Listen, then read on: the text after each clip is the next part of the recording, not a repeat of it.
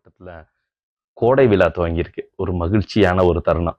இந்த கோடை விழாவில் வந்து கீழே இன்னைக்கு சமவெளி பகுதிகளெலாம் இன்னைக்கு வெப்பம் அதிகமாக இந்த இந்த ஆண்டு வந்து வெப்பம் அதிகமாக இருக்குது. அதனால மலை பிரதேசங்களுக்கு குறிப்பாக நீலகிரிக்கு வரக்கூடிய மக்கள் தொகை வந்து ரொம்ப அதிகமாகவே இருக்குது. அந்த அழகை ரசிக்கக்கூடிய சுற்றுலா பயணிகள் இந்த பிளாஸ்டிக் பயன்பாட்டை தவிர்க்கணும். ஆங்காங்கே பிளாஸ்டிக் பயன்பாடுன்றது நீலகிரி மாவட்டத்தில் சுற்றுச்சூழலை பாதிக்குது அப்படின்றது ஒரு பெரிய ஒரு விஷயமா இருக்குது. அதை எப்படி கட்டுப்படுத்துறது அப்படின்ற ஒரு நோக்கில் தான் நம்ம நீலகிரி மாவட்டத்தில் நோக்கி போயிட்டு இருக்கோம்.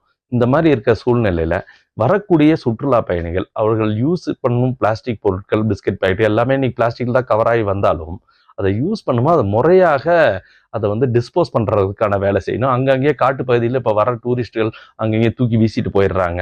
அது வனவிலங்குகளை பாதிக்கும், இந்த சுற்றுச்சூழலை பாதிக்கும்.